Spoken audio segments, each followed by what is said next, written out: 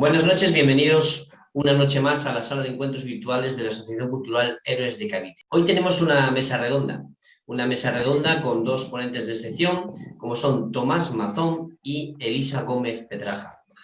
Vamos a hablar de El Cano, la primera vuelta al mundo. Voy a dar, como es habitual, paso ahora a nuestro presidente Ángel Benzal. Ángel, buenas noches, bienvenido. Buenas noches, muchas gracias, Alberto. Y nada, en primer lugar, agradecer a Elisa Gómez y a Tomás Mazón que nos acompañen esta noche. Son viejos conocidos de la Asociación Cultural Héroes de Cavite. Ya tenemos conferencias con ellos y es una suerte seguir contando con ellos y, por supuesto, en el futuro seguiremos trabajando juntos. Porque, bueno, todos lo que pretendemos es lo mismo, ¿no? Difundir nuestra historia, luchar contra la leyenda negra y que se conozcan a nuestros héroes, ¿no?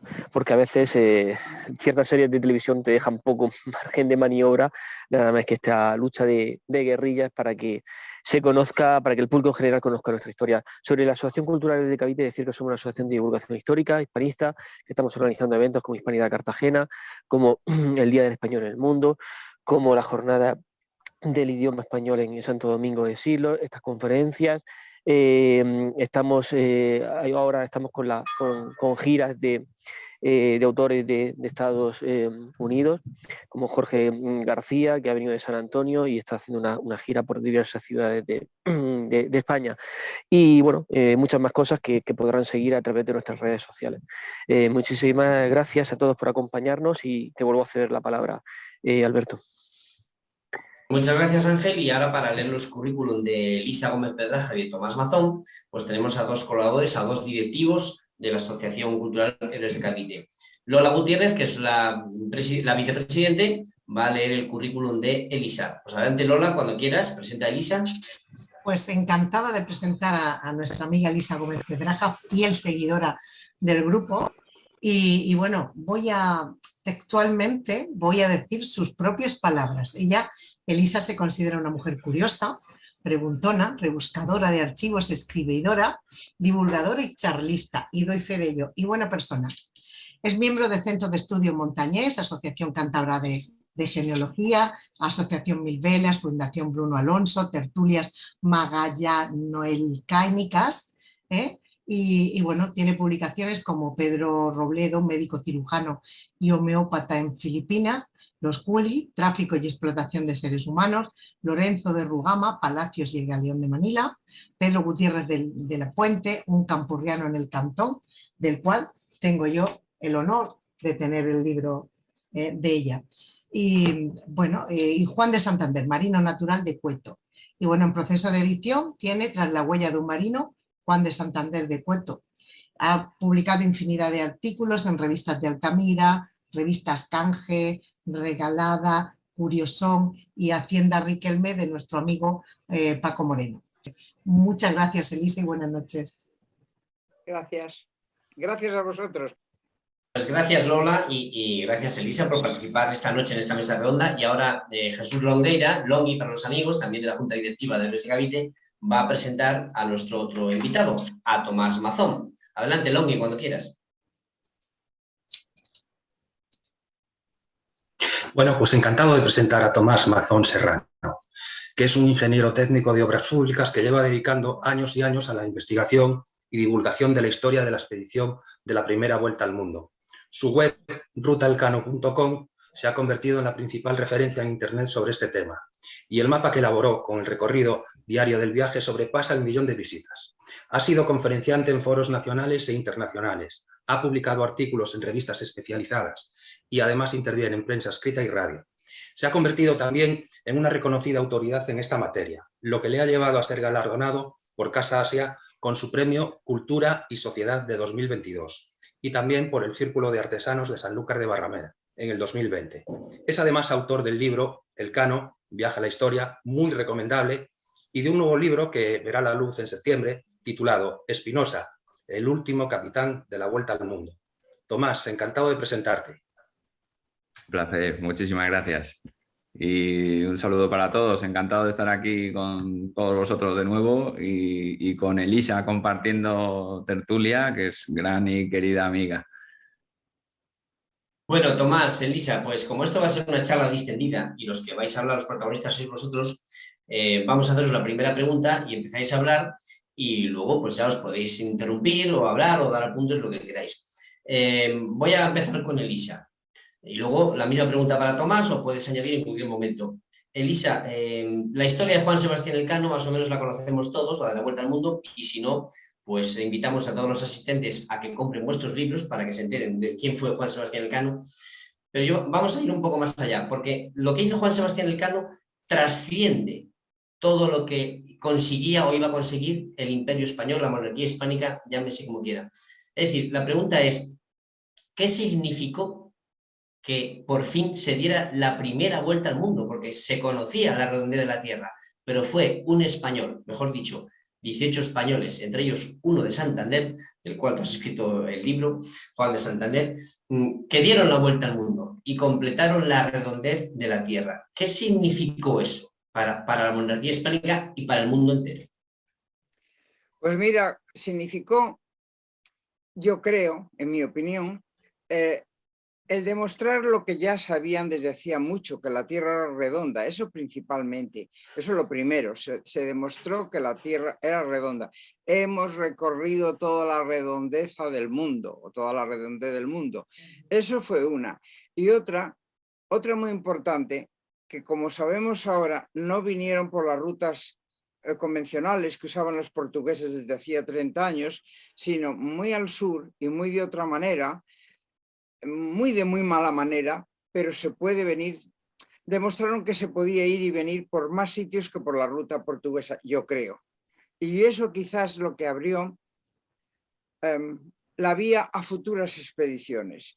Para mí que los siguientes que estuvieron yendo a América o a tratar de pasar el estrecho, no hablemos de Caboto, pero de los demás, es que sabían que si todo fallaba podían hacer lo mismo que había hecho que había empezado Magallanes y había concluido Elcano. Pero esa es mi opinión, ¿eh? Ahí Tomás puede decir mucho más, que sabe mucho más de eso. No, la comparto totalmente. Y lo único que sí se me ocurre añadir es que quizá en los años inmediatamente posteriores no tuvo la repercusión que terminó adquiriendo, ¿no? Porque todavía se siguió intentando alcanzar el Pacífico a través del Estrecho de Magallanes que se había descubierto en ese viaje, hasta que se terminó descartando por ser una vía extremadamente difícil. Fatal. Claro. Entonces fue cuando Nueva España adquirió todavía mayor presencia en los territorios españoles, porque además era la conexión con el Pacífico. Fue el primer lugar desde donde empezaron a lanzarse naves al Pacífico y desde donde empezó a generarse el comercio con Asia. Y ahí es donde empezó la verdadera trascendencia, ya años después, de aquel viaje de los pioneros de la expedición de Magallanes y Elcano. Fue una expedición pionera incluso en su tiempo, ¿no? Ese viaje hoy, sin entrar en detalles sobre él, ya llama mucho la atención. Cualquiera que desconozca qué pasó, simplemente por el hecho de que se diera la vuelta al mundo hace 500 años con aquellas naos que ves las réplicas y dices, pero esto ¿cómo es posible, no? Pues es que se adelantaron a su tiempo por mucho haciendo ese viaje, yo creo. Y esas rutas que llegaron a descubrir con tanto esfuerzo y tanta épica no pudieron seguir haciéndose. Ni se continuó haciendo el viaje a Asia por el Estrecho de Magallanes, ni se continuó haciendo el viaje a Asia por el Océano Índico Sur. Se mantuvieron, por tanto, la ruta portuguesa en el hemisferio este y la ruta desde América, no desde el Estrecho de Magallanes, se me entienda, desde Nueva España o luego más posteriormente ya desde Perú, hacia Asia. Pero para eso tuvo que pasar tiempo porque se adelantaron muchos años a su tiempo y el camino que descubrieron fue extremadamente duro. Lo sorprendente es que lo consiguieran. Sí, yo también a todo eso voy a poner aquí, voy a ofreceros la otra visión que yo tengo del tremendo viaje que era cruzar el Estrecho de Magallanes y sin mapas, porque los iban haciendo ellos mismos. O sea, no sabían, no solo el estrecho, sino una vez que pasaron a la costa chilena, no sabían Sabían que había mar, sabían lo que sabían, pero los mapas los tenían que ir diseñando ellos. No existía ningún mapa. Luego ha habido toneladas de mapas, incluso cantidad de mapas falsos. Pero la dificultad de cruzar el estrecho todavía hoy en día es difícil a vela, ¿eh? Todavía hoy en día no es fácil cruzar el estrecho de Magallanes. De hecho, suelen ir por abajo, por el Cabo de Hornos. Eso es otra pequeña aportación. Debió ser un calvario pasar el estrecho. De hecho, se le manda después jolín, lo diré, A Loaiza. a Sarmiento de Gamboa. A Pedro Sarmiento de Gamboa le mandan a que redescubra el estrecho desde el Perú y tiene una expedición ahí que es tremenda, en la que va haciendo una exploración muy detallada de las bahías y de todo el canal que lleva hasta el Atlántico, que las pasan las de Caín ahí por los temporales que sufren y tal. Que luego, incluso volviendo a España, si le faltaba poco, pasan por las Azores y en la isla donde iban a detenerse había entrado en erupción el volcán y tampoco pueden ni parar. O sea, esa es una expedición que ya fue en la segunda mitad del siglo XVI y todavía andábamos con el tema del estrecho, de que era un paso que, hombre, el mar tenía continuidad, pero la navegación era realmente difícil, era muy peligrosa. De hecho, ese viaje, aunque fue el primer viaje del Cano, lo comentáis en vuestros libros, que fue fructífero, bueno, porque solamente con lo poco que se trajo de Especia, la no Victoria, se cubren los gastos de la expedición. Pero no es hasta muchos años después, que precisamente el otro día Luis Gorrochategui, en esa magnífica conferencia que nos dio sobre la carabela San Lesmes, comienza su explicación diciendo que en 1525 parte de La Coruña la expedición que habéis nombrado ahora de Loísa y el Cano. Así todo, vuelven a llegar para allá, llegan bueno, los que pueden, pero no es hasta que un joven urdaneta, que va precisamente en esa expedición de Loísa y el Cano, que cuando consigue el tornaviaje y se hace, por decirlo así, rentable el tener las Filipinas. En una conferencia que nos dio nuestro amigo Pedro Insua, decía que cuando el rey español, el monarca Carlos, vende a los portugueses las islas, que fue una operación financiera tremendamente exitosa, porque dice, ¿para qué las quiero? Las vendió, me parece que en 350.000 maravedíes, si no recuerdo mal. ¿Y para qué las queremos si no los podemos usar? Entonces, y luego se usaron la tal. Bueno, no sé si queréis comentar algo de esto, de lo que he dicho de Urdaneta y de todo esto. Bueno, estoy completamente de acuerdo con Pedro Insua en la valoración del Tratado de Zaragoza, por el que en 1529 Castilla vende los derechos a Portugal de posesión de las Islas Molucas, aunque es un empeño realmente. En el momento que Castilla devuelva el dinero, lo recupera. Porque ellos ya lo que tenían era que América empezaba ya a generar ingresos. Hasta entonces eso no había ocurrido y por eso viajar hasta la especiería era una gran fuente de riqueza y un objetivo perseguido.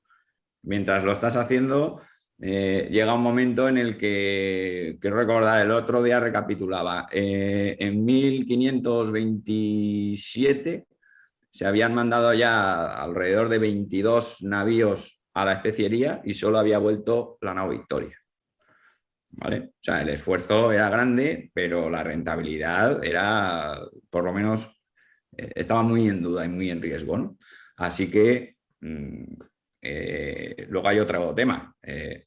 Carlos V se casa con Isabel de Portugal y seguro, vamos, es seguro que debió pesar en él también una posición de un mayor acercamiento hacia el rey portugués.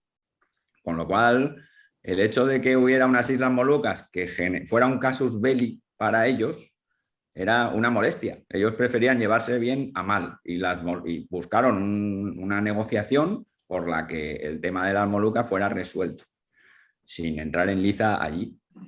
Lo único que la gente de Loaiza, que había alcanzado las Islas Molucas, claro, no tuvo noticia de todo esto y todavía estuvieron un montón de años allí peleando y defendiendo a su rey y lo que consideraban que era suyo.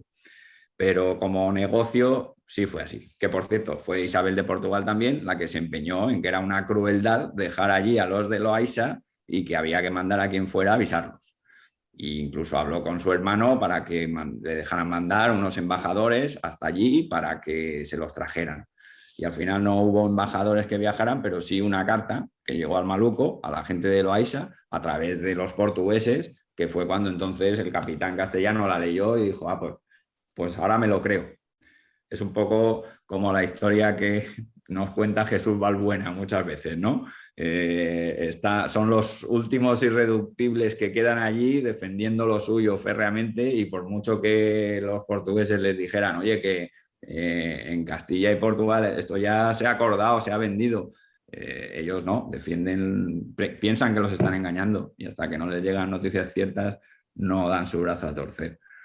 Entonces, bueno, con Urdaneta, que iba en esa expedición, vuelve a España y años después embarca con Legazpi y consigue en la vuelta del viaje de Legazpi el tornaviaje por primera vez, dando así por cumplido un intento que había tenido ya 4 intentos frustrados, 5 intentos anteriores frustrados, pues por fin culmina el viaje. Es que el tornaviaje de Urdaneta es muy bonito, yo creo, porque culmina la primera vuelta al mundo en realidad, porque culmina el intento de tornaviaje de Gonzalo Gómez de Espinosa, de los de la nao Trinidad, que hicieron exactamente lo mismo, pero en su caso tuvieron que volver a las Molucas. Urdaneta sigue el mismo camino y lo consigue, llega a América, y por fin Asia queda conectada con el territorio español más próximo, que es América. Hablando de Urdaneta, que lo has nombrado ahora, voy a preguntarle a Elisa, que siempre es muy políticamente correcta o incorrecta, depende cómo se mire. ¿Urdaneta va engañado o no va engañado? Porque las instrucciones del rey no las conoce hasta que está embarcado. ¿Pensáis que hay algún tipo de manipulación o algo, o es lo que había que hacer? Pues yo creo que sí, porque lo primero, estamos hablando de 40 años después de la vuelta al mundo, que pasaron un montón de cosas hasta el 65, en que por fin Urdaneta, ya fraile, ya mayor, ya con su niña casada en el norte, con todo, o sea, había cambiado la vida, ya tenía nietos Urdaneta, además de ser fraile, que quiero decir que tenemos que pisar en el calendario un poco.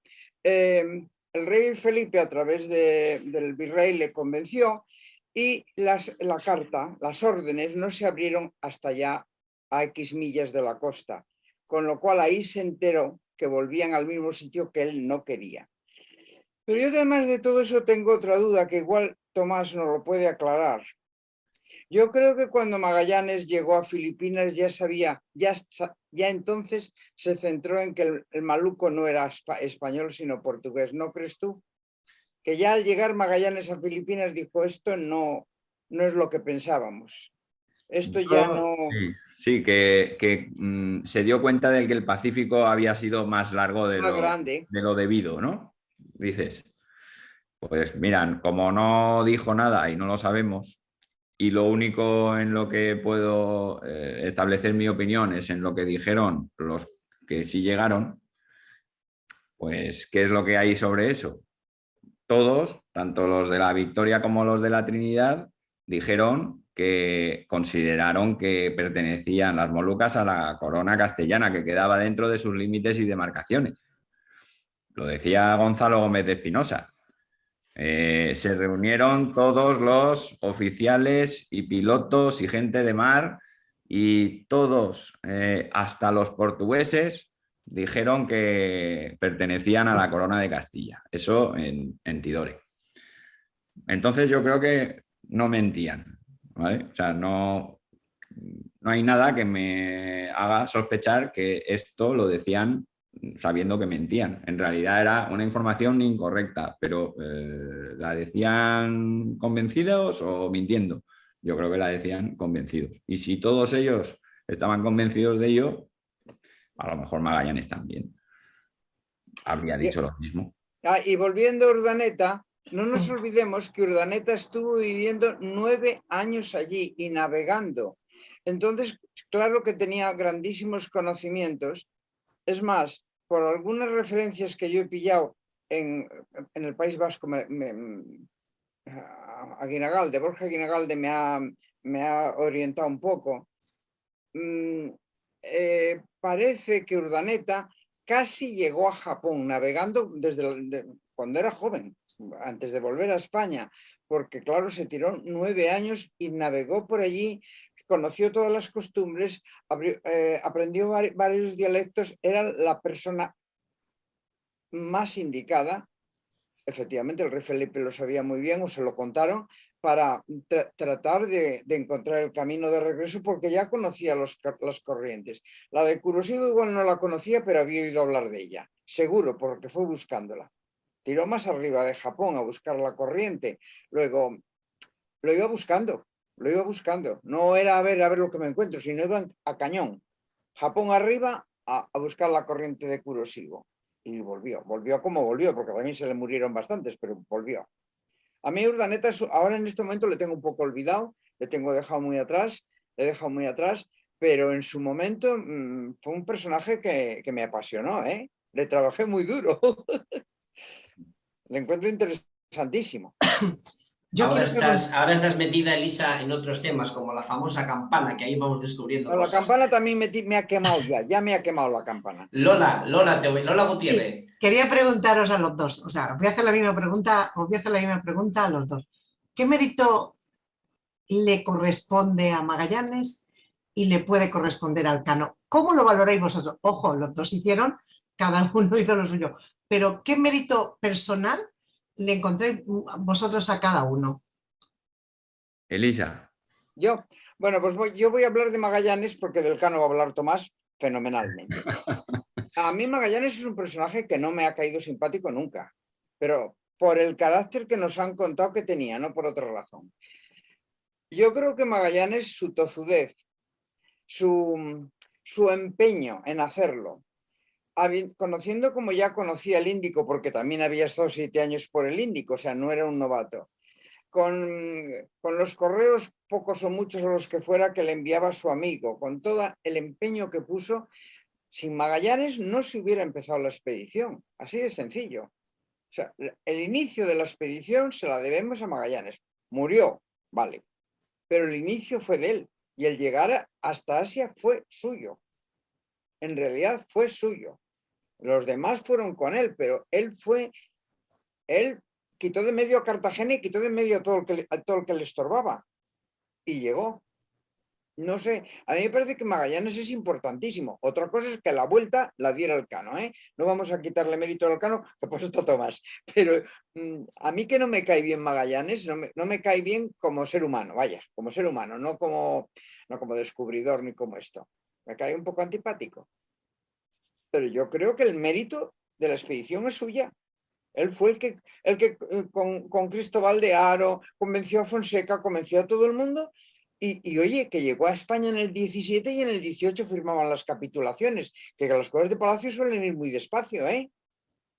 Vamos, yo creo que eso está bastante claro, que Magallanes hizo muchísimo. Venga, Tomás, que el Elcano es tuyo. Bueno, y me gustaría empezar por Magallanes también, porque a Magallanes el mérito de llegar a Asia es absolutamente suyo, pero el mérito de encontrar el estrecho, ese fue en el que casi le cuesta la expedición, con el famoso motín del puerto de San Julián, que fue por eso, por cómo, qué hacer con la expedición en aquel momento que estaban en la Patagonia, más allá de donde acababan los mapas, un lugar inhóspito en el que si se detenían, como Magallanes decía que iba a hacer, consumirían los víveres y perderían autonomía cuando les faltaba mucho para llegar a su destino. Entonces Magallanes lo apostó todo al detenerse a que existía un paso en América, no sabía dónde, pero lo apostó todo a que existiría, porque si no, tendría que haber hecho lo que los demás le pedían, que era irse a la especiería, pero por África. Su objetivo era ir a las Islas de las Especias, y el objetivo de encontrar el estrecho solamente era algo secundario. Si lo encuentras, fenomenal. Si no, vas a la especiería por donde se sabe ir, por Asia. Entonces el motín se generó por eso. y se sobrepuso a todo eso con ese valor. O sea, tiene más mérito el hecho de que tengas a la mitad de la tripulación opuesta a ti, te empeñes en conseguirlo y lo consigas. Es decir, creo que con Magallanes la expedición esta empieza ya a convertirse en épica. Esta expedición, las expediciones ahora nos parecen épicas en general solo por embarcarse en esos navíos, pero ahí no iban locos ni chalaos, era gente que trabajaba en esto y dedicaban su vida a esto y estaban acostumbrados a ir y volver a América más que nosotros, seguro. Y entonces este era otro viaje, más a un sitio más lejano, pero no era más que otro viaje. Ellos no iban a dar su vida en este viaje, pero con Magallanes, ese loco que decían algunos, les estaba llevando a convertir aquello en épico, porque cuando llegan y descubren el estrecho, lo atraviesan y aún así se meten en un océano Pacífico, que ese es otro mantra a desmentir, que se dice que ya contaban con llegar a Asia pronto, desde que dejaron atrás el estrecho. No es verdad. No hay más que ver la cartografía previa al viaje, que ya viene representado el Pacífico con una anchura enorme, pues pese a todo, pese a que van con pocos víveres, se mete y lo atraviesa. Es decir, el mérito es absoluto, el de Magallanes, porque hizo que su viaje fuera muy sacrificado con tal de conseguir el objetivo encomendado, llegar a las Islas de las Especias. Y lo que pasa es que la lió ahí en Filipinas de una manera absurda y murió, pero a punto estuvo de conseguirlo. Después, ese es su mérito. Y el mérito del Cano, por supuesto, es quien transforma toda esa épica que ya han conseguido llegando allí, dice, pues ahora vamos a dar la vuelta al mundo. Y es un objetivo nuevo que nadie le había pedido y que él consigue con un grado... O sea, esto también es otra cosa que a mí siempre me gusta hablar de ello. ¿Por qué el Cano vuelve por ese lado del mundo? Perdón. Porque se le suele desmerecer por ello.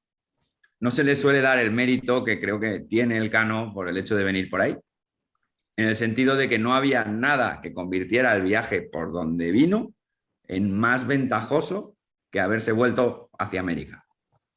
Lo que pasa es que es difícil de comprenderlo porque terminó teniendo éxito el Cano, que intentó lo más arriesgado, es decir, volver a España sin escalas después de medio mundo. Lo consigue, eso era increíble, pero lo consigue. Mientras que la nao Trinidad, que busca un viaje a priori más conservador, que es buscar la ayuda de los españoles en la gobernación de Pedrarias, en el Darién, ellos van y fracasan. Entonces, se suele entender mal, yo creo que por eso.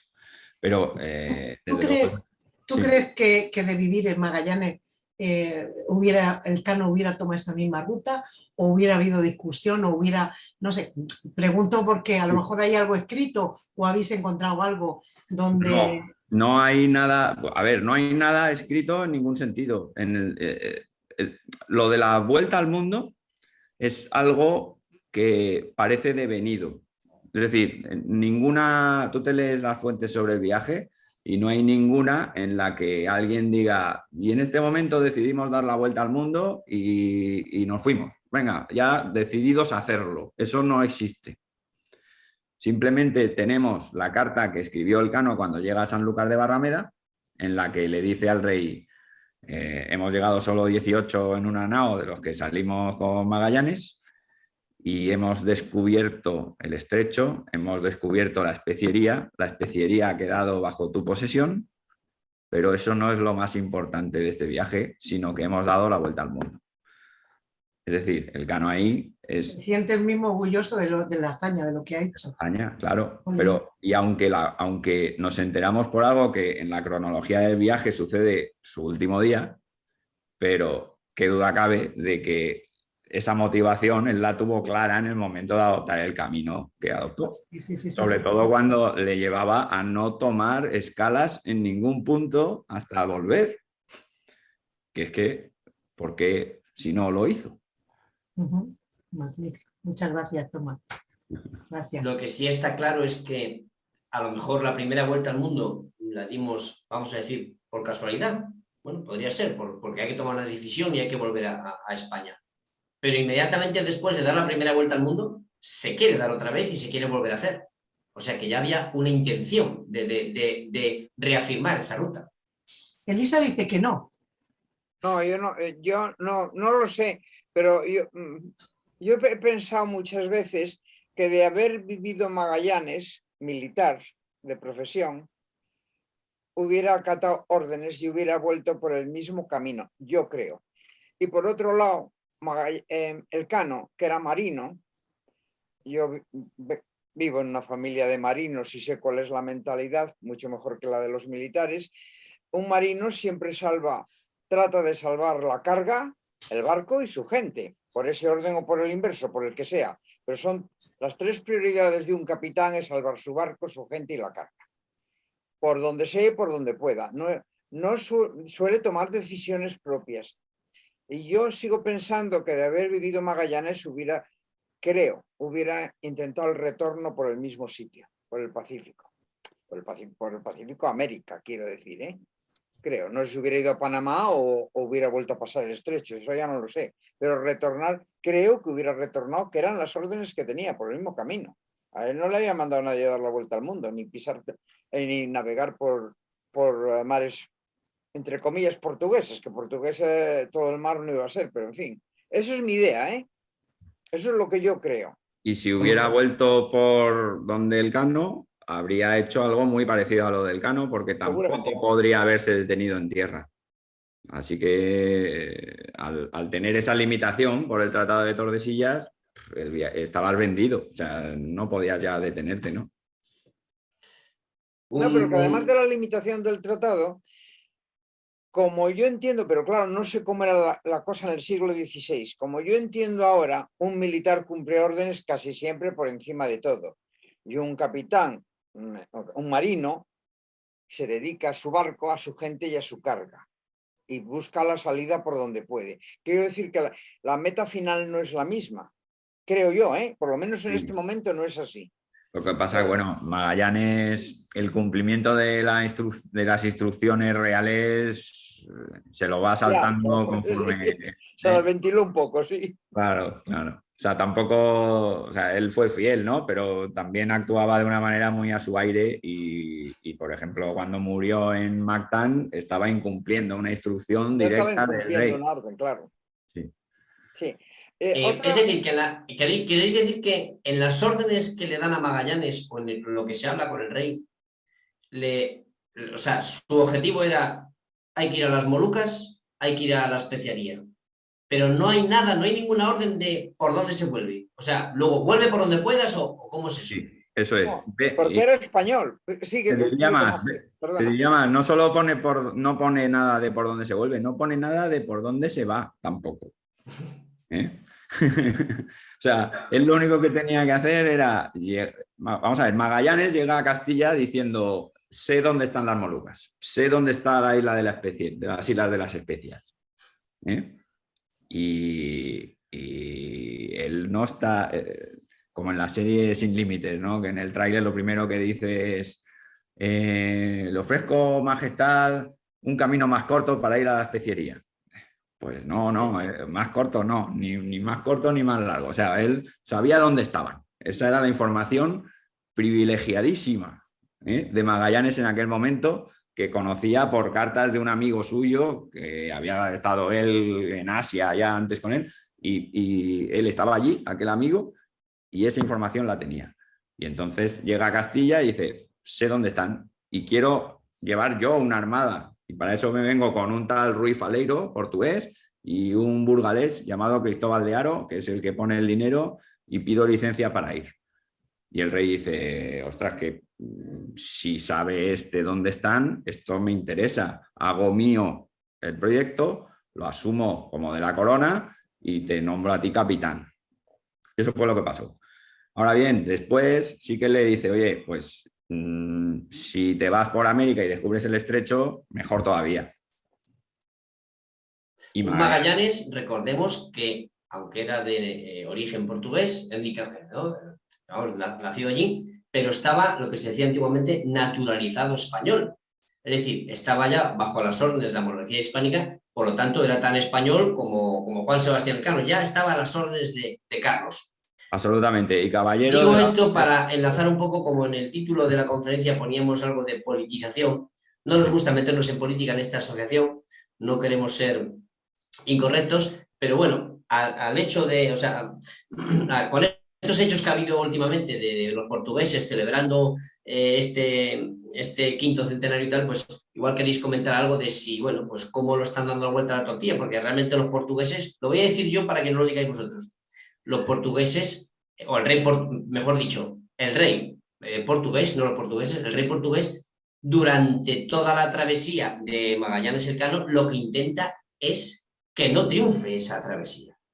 Claro, claro, Elisa, claro. Elisa, Tomás, ¿quién habla? Yo No, sí que, Tomás. por supuesto, o sea, a nivel histórico no hay tema, no hay debate, ¿vale? Yo lo que pasa, siempre he mantenido sobre esta cuestión de la celebración actual una postura que al final, pues ya no tiene sentido. Y es que a mí sí me hubiera gustado una celebración conjunta España y Portugal, porque considero que este viaje, aunque Portugal trató de impedirlo, pero Portugal también tenía mucho que ver en el avance tecnológico necesario que se había adoptado y permitió esto. Es decir, era una pugna y una mezcla de conocimientos portugueses y castellanos que hizo que ambos reinos se convirtieran en las dos potencias navales sin posible rival entre las demás. Su pugna entre ellos. Y me recuerda mucho a la situación Estados Unidos-Rusia con la carrera espacial. En ese sentido es un símil muy parecido. Y entonces a mí me gustaría que dentro de 500 años, cuando se recuerde la llegada del hombre a la Luna, pues Rusia participara de las conmemoraciones. Entiendo que Rusia no tendría que ir diciendo fuimos nosotros los que llegamos a la Luna. Eso es lo que está pasando ahora en Portugal con algunas iniciativas que se están tomando allí, que parece que han sido ellos los que llegaron a la Luna. Es absurdo, pero sí habría sido bonita una conmemoración en la que dos naciones hermanas, unidas por la historia, pues celebraran y conmemoraran algo en lo que, aunque fuera mediante la rivalidad, se consiguió también en parte por esa rivalidad y por esa competitividad y por ese espionaje y ese flujo de información y de conocimientos de los avances de uno y otro. Elisa, ¿qué? Mira, pero es que yo estoy pensando, ¿veis cómo salen las cosas? Así se van fluyendo. Fíjate, fijaros, a la salida de la expedición, bueno, en las negociaciones, los mapas, lo que conocía Magallanes era portugués, era de la biblioteca del rey Manuel de Portugal o donde estuvieran, o de la casa de contratación para las Indias que también tenían en Portugal anterior a la nuestra, anterior a la de Sevilla. Los Reinel eran portugueses y le acabaron el mapa en Sevilla a Magallanes. Fue protegido por Barbosa y por gente de sevillanos, pero portugueses. Él llevaba más portugueses de los que se confesaban, algunos camuflados como gallegos, haciendo ver que eran gallegos. Los conocimientos grandes que tenía Magallanes provenían de Portugal. Luego ahí tenemos que considerar que tuvimos una aportación muy importante de Portugal, aunque no quisiera el rey Manuel. Lo disfrutamos. Vamos, a mi entender, ¿eh? Sí, sí. Sí, eso no cabe duda. Oye, habladme de un personaje que en algunos libros, incluso en series de televisión que ha habido, sale como un poco como oscuro. Pigafetta. ¿Quién es Pigafetta? ¿Por qué se le caracteriza así? Pues mira, he asistido yo a una conferencia en el Ateneo de un señor que iba a decir que Pigafetta no fue en el viaje, pero yo creo que los 3 días previos que pasó aquí en Santander, que hemos tenido una semana naval bastante importante por estar el Juan Sebastián Elcano y por estas cosas, hemos tenido conferencias todos los días. De entendidos, una solo. La mayoría eran sobre novelas. novelas históricas o no tanto. Entonces este señor no llegó a soltar lo de Pigafetta ayer en el Ateneo, que a por él iba yo a escucharle, iba yo, no a por él porque le iba a dejar decir lo que le diera la gana, ¿no? La teoría de algunos es que iba un Pigafetta a bordo, pero que no fue el que escribió. A mí me parece un absurdo como la copa a un pino. Alguien relata todo eso paso a paso, no se lo van a contar nada más llegar a Barrameda, a Sanlúcar de Barrameda o a Sevilla. Vamos a ver, yo creo que ese personaje existió y es lo más, yo creo que es lo más puntual que tenemos, porque se hizo sobre la marcha y se entregó sobre la marcha. Se entregó el diario de Pigafetta, pues en meses estaba dando, con la imprenta estaba dando, funcionando por toda Europa, iba a decir dando la vuelta al mundo, que no, pero estaba en todas las cortes europeas, en alrededor de un año lo tenía todo el mundo, el diario de Pigafetta. ¿O no, Tomás? Yo creo que fue así. Así, sí. Sí. O sea que Pigafetta tuvo que ir a bordo, a pesar de que ahora dicen que era otro Pigafetta. Pues ¿qué otro? Que 2 listos de una vez es mucho, ¿no? No sé. Y luego también referente a la pregunta de una visión oscura sobre él,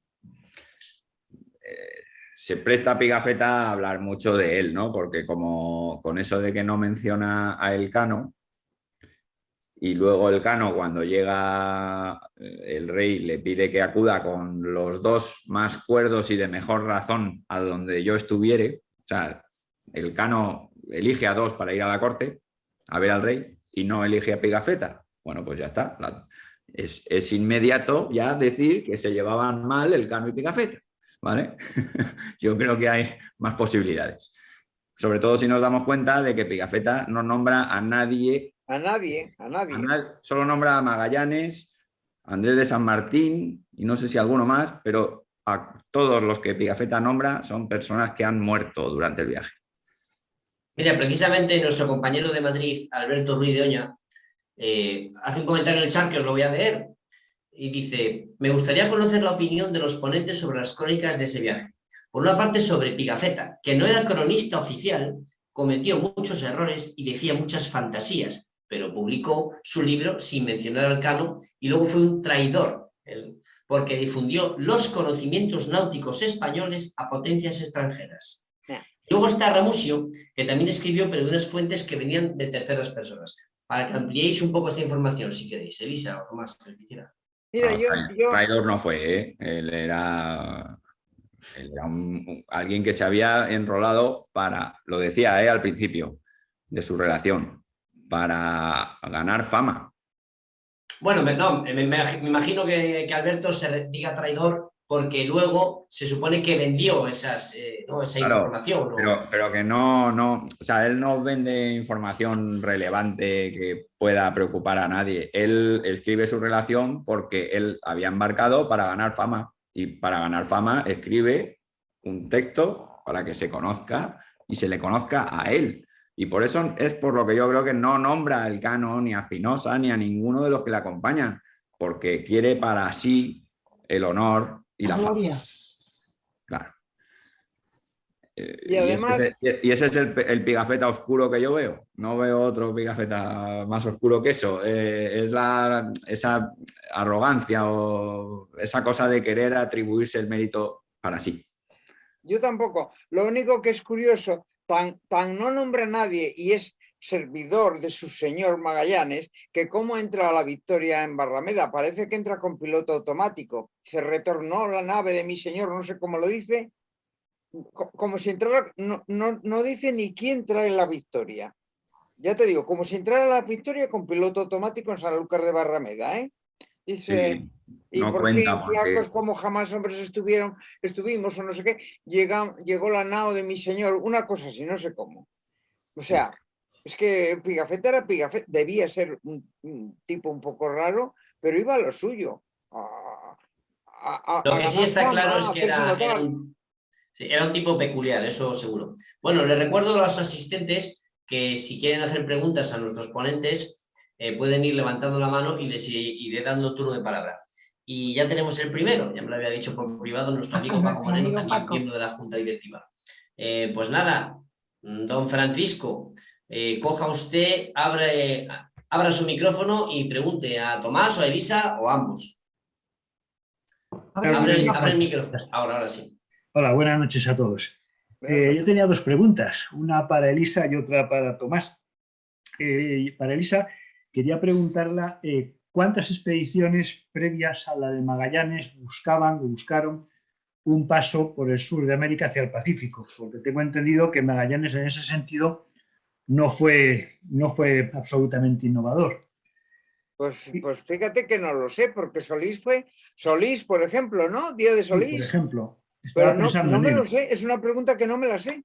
Bueno, básicamente lo que quiero decir es que si coincides en la opinión de que, digamos, atravesar América hacia el Pacífico, igual que se intentaba por el norte, por el hipotético estrecho de Anián, por el sur también se intentó. Entonces, en ese sentido, Magallanes entiendo que no fue absolutamente innovador.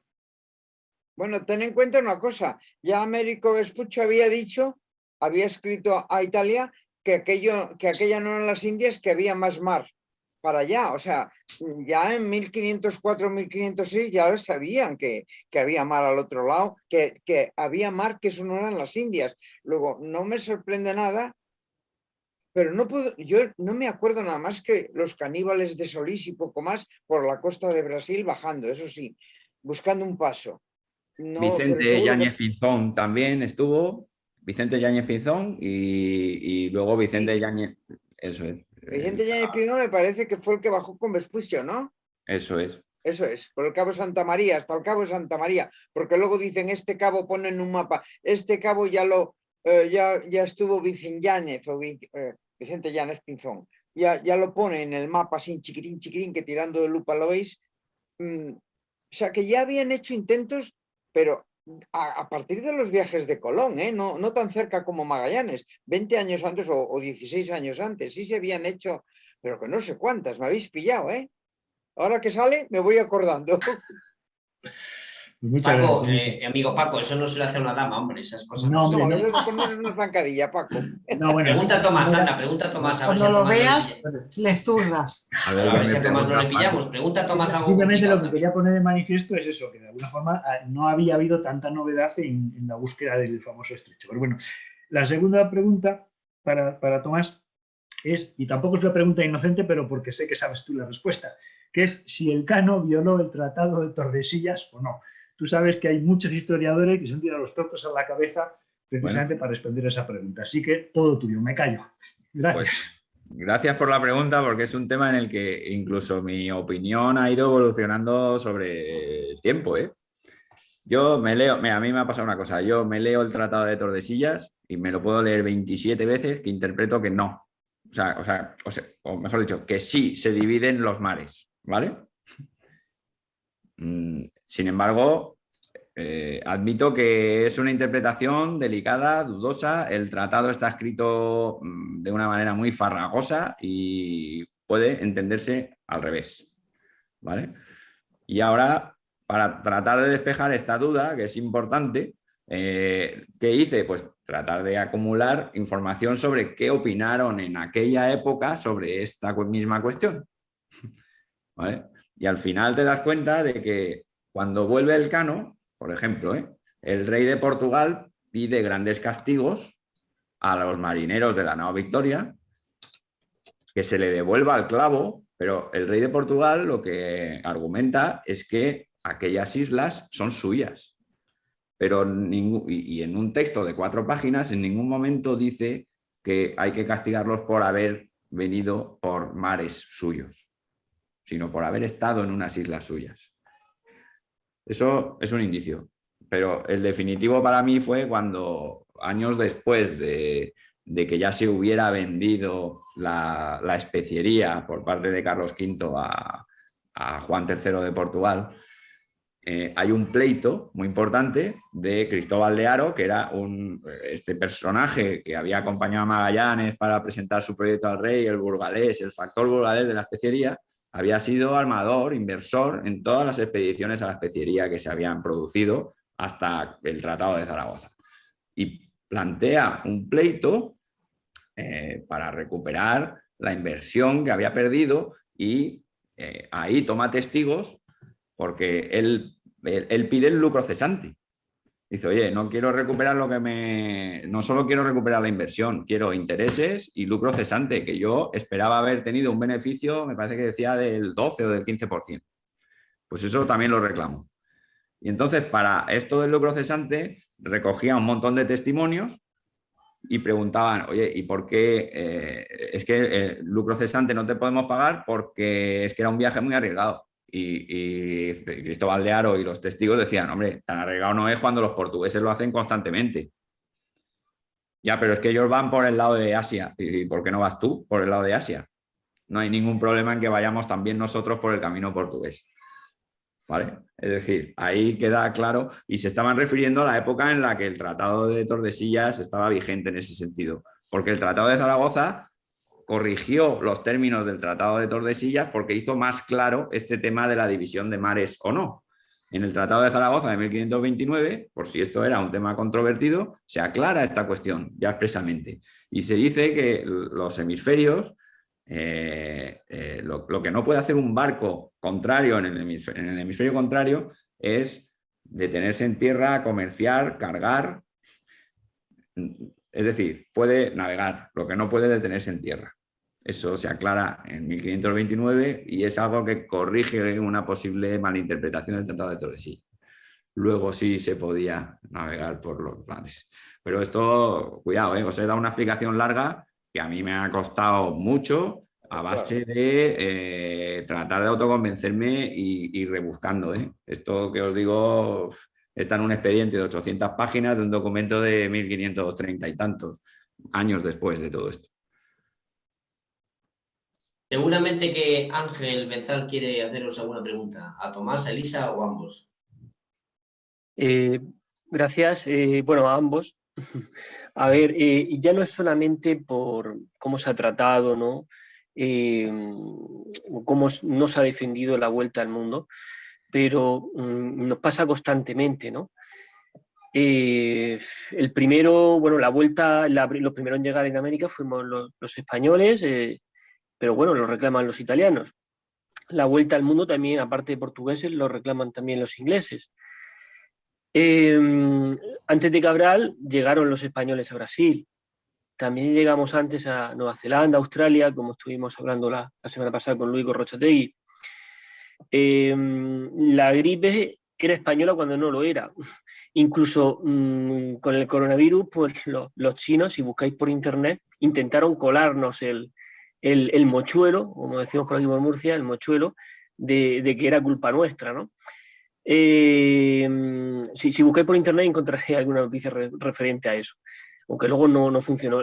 Aquí parece que estamos haciendo el primo, ¿no? Nos cargan, cuando si hay algo malo nos lo cargan nosotros, y si hay algo bueno se lo llevan otros, ¿no? El genocidio en Estados Unidos, pues nos lo cargan a los españoles cuando lo hicieron los mismos estadounidenses o los anglosajones, ¿no? Como podemos ver en las películas del oeste, ¿no? Hay muchos ejemplos. ¿Qué nos pasa? ¿Qué nos pasa como país? ¿Cuál es vuestra opinión? Bueno, yo sí lo tengo claro, pero me gustaría escuchar la opinión de los dos. Bueno, la mía es que hay un desconocimiento profundo de la historia por parte de la sociedad. Eso en concreto sobre esto de la vuelta al mundo y de en qué fuimos de una nación que hizo las cosas de manera destacada, en qué fuimos buenos, pues eso no se valora. Y parece que es un nadar contracorriente todos los que dedicamos tiempo a generar contenidos que hablen de esto, porque la gente continuamente se sorprende sobre lo que le estás contando, ¿no? ¿Cómo esto no me lo ha contado a mí antes nadie? ¿Cómo tal? Eso no sé por qué pasa. El análisis de las causas, hay personas que saben mucho más de eso que yo.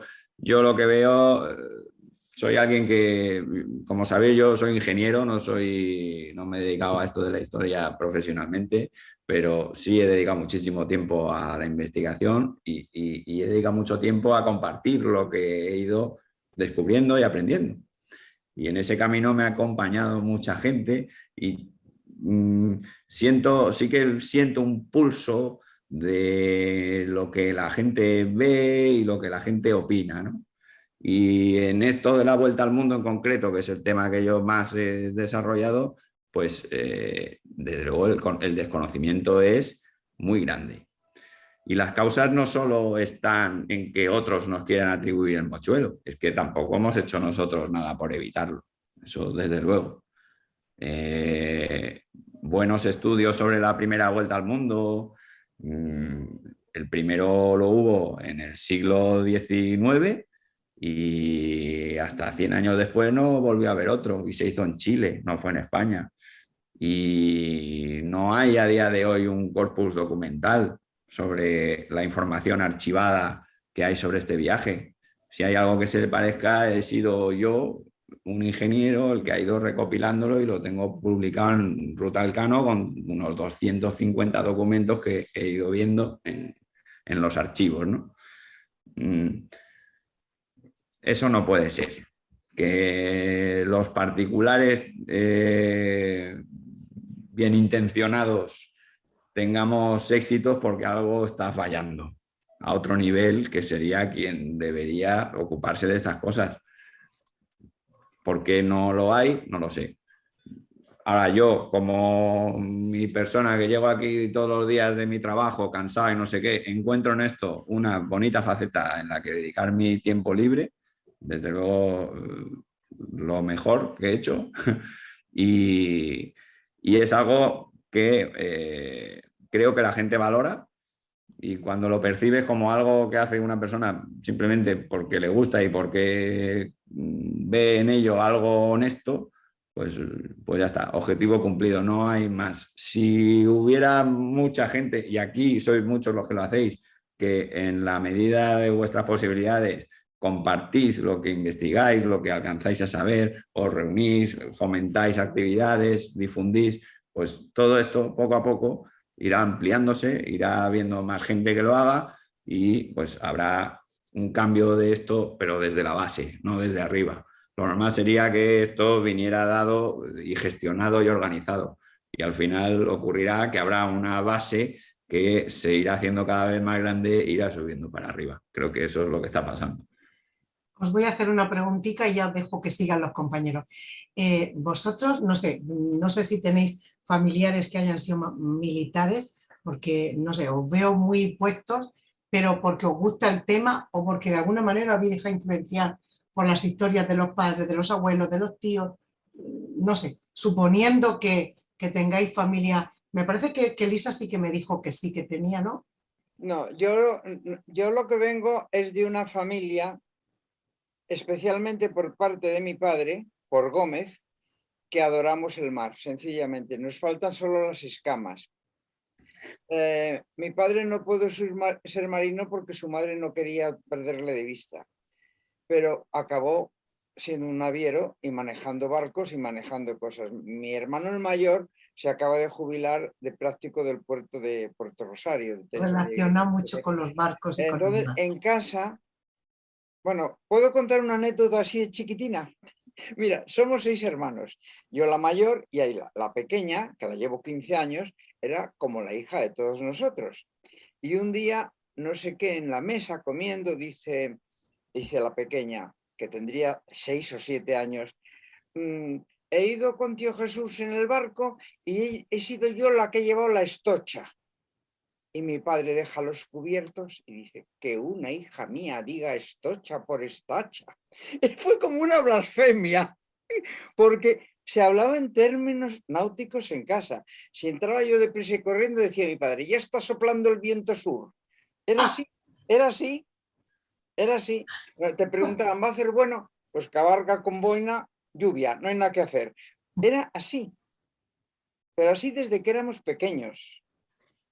Y claro, pues eso sí te ayuda. Claro, te ayuda a entender. Pero claro, o sea, Elisa, que cuando entraba tu padre enfadado es que llegaba a la calerna del Cantábrico. No, el viento sur era yo, que entraba arrasando. No, mi padre no entraba enfadado nunca. Mi padre, si estaba enfadado, se notaba, pero no es que entrase enfadado. No. Lo que pasa es que qué pena que no esté aquí con nosotros hoy, porque lo hubiera disfrutado. Lo hubiera disfrutado, seguro. Lo hubiera disfrutado. Pero claro, no es lo mismo hablar del Cantábrico, que es lo que conocemos nosotros, yo luego he vivido en Inglaterra y cosas de esas, ¿no? Que hablar del Pacífico, ni hablar ahora que hablar del siglo XVI, ni de los galeones de Manila hasta 1800 y pico, es que era otra vida. Hay que empezar por ponerse unas alpargatas, no unos zapatos de tacón, creo yo. Y ahora voy a entrar al hilo de lo que hemos hablado antes, de lo que ha explicado muy bien Tomás, y la pregunta que ha hecho Ángel, de que nada más que nos cargan lo malo y nadie menciona lo bueno. Pues lo hacemos nosotros igual. Nosotros en Inglaterra, yo no puedo vivir en Inglaterra porque mis abuelos eran ingleses, o sea que por la cuenta que me tiene me tengo que callar. Pero tuvo grandes navegantes Inglaterra, piratas también, claro, y corsarios, que luego tienen un título, bueno, pero tuvo grandes navegantes, desde Caboto y desde cuando sea. Nosotros en España también tapamos lo que nos gusta. Para encontrar yo, después que acabó la trata de negros en América, en Cuba, encontré años de trasiego de esclavos chinos, para encontrar vuestro cantón de Cartagena, que habéis echado un estúpido velo y no hay manera de sacar nada, también nosotros tapamos, también. Es una pena, sí tenemos una historia preciosa y no sé por qué. Cuesta buscar. Nos empeñamos en taparlo y en dejarlo así, de esa manera. Es cierto. Pues Tomás, ¿tú desciendes de militares o has sido mora como Elisa?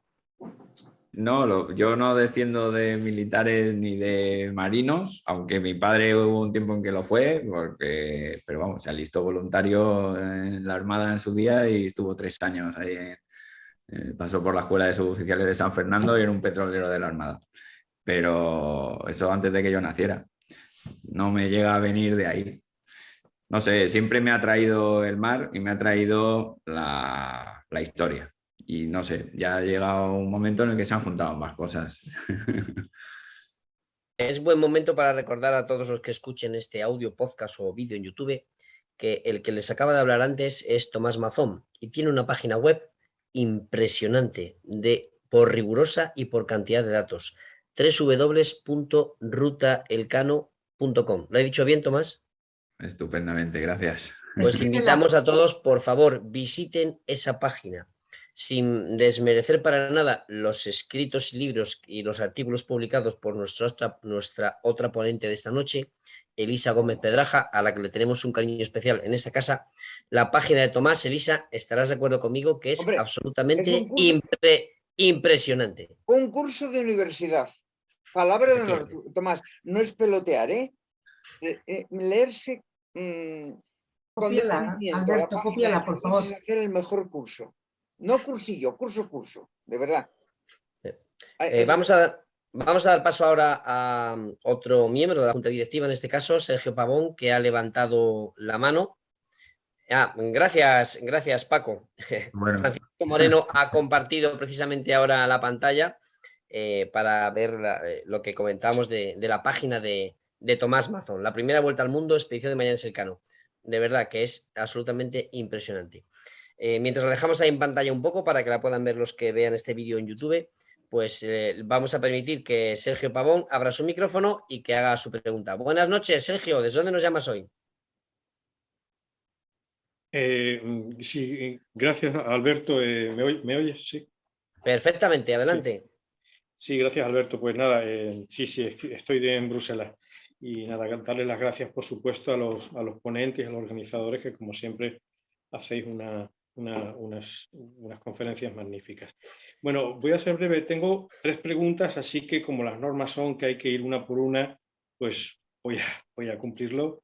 La primera es, cuando yo tuve la ocasión de visitar la página web de Tomás, pues hubo una cosa que me impresionó en un mapa, que fue el viaje de vuelta de Elcano, el viaje, digamos, pasando ya Australia, todo el Índico hasta el Cabo de Buena Esperanza, ¿vale? No sé si esa trayectoria que está dibujada en un mapa es certera, es ficticia o está basada en hechos reales, pero a mí lo que me parece impresionante es, y quiero saberlo, es ese viaje que se hizo en el Índico pasando Australia hasta el Cabo de Buena Esperanza. ¿Ellos tenían mapas ¿tenían algún tipo de indicación o fue algo absolutamente aventurero en el que fueron simplemente avanzando y tuvieron la suerte de no acabar en la Antártida?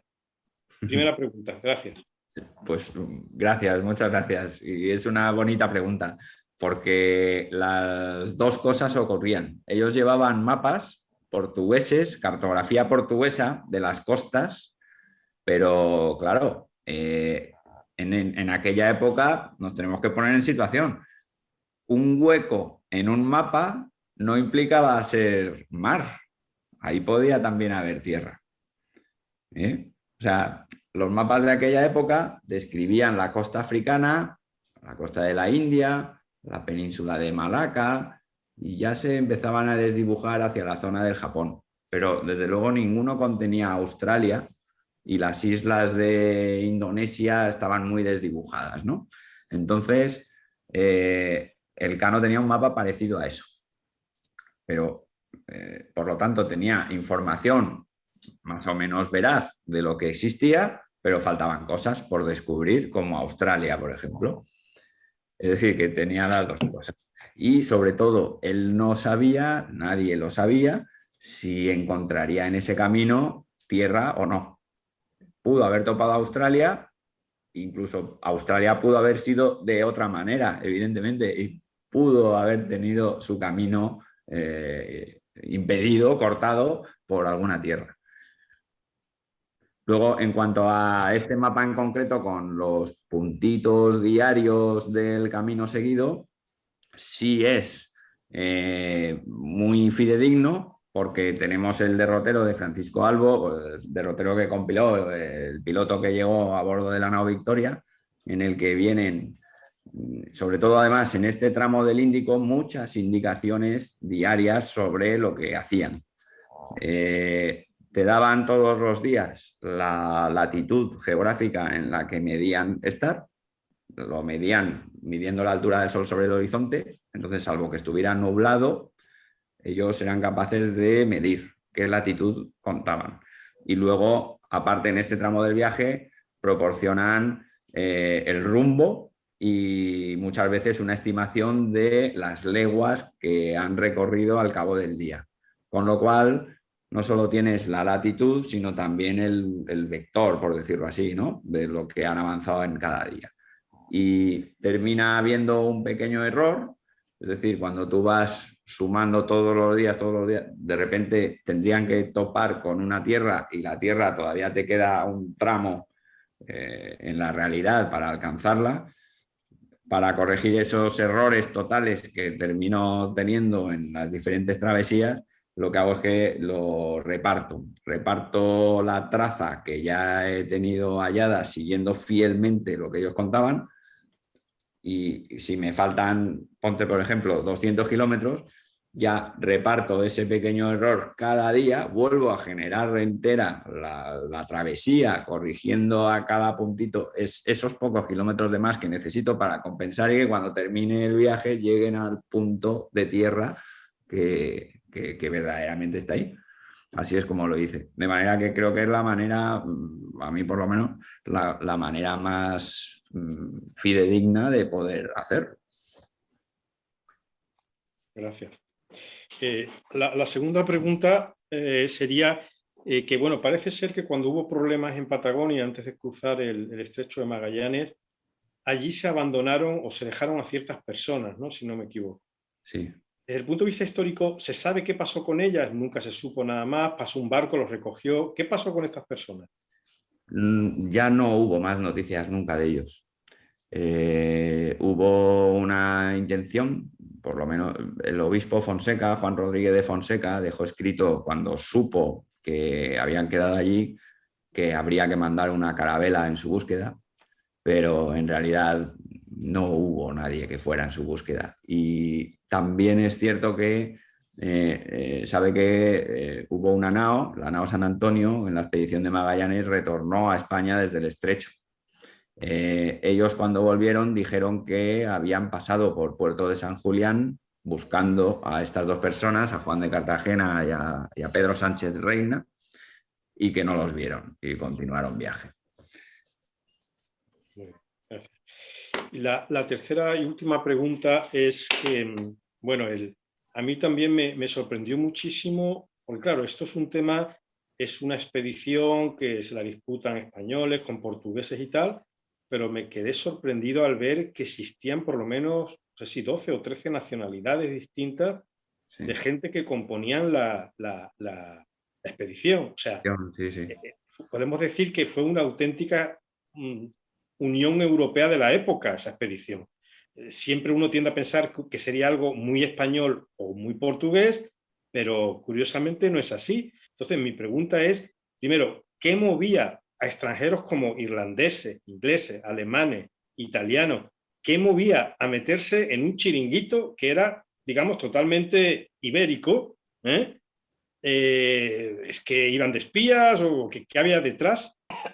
Y lo último es, si yo pienso que aquí hemos intentado desarrollar en Bruselas una línea de historia precisamente de vender precisamente esa primera vuelta al mundo de una forma un poco más generosa, en el sentido de esas naciones europeas que han estado siempre criticándonos y diciendo que los españoles cogimos lo de América solo para nosotros con avaricia y no dejamos a nadie más meter mano, pues precisamente intentar explicar esta vuelta al mundo con evidentemente como un proyecto español, pero con una participación de otras naciones.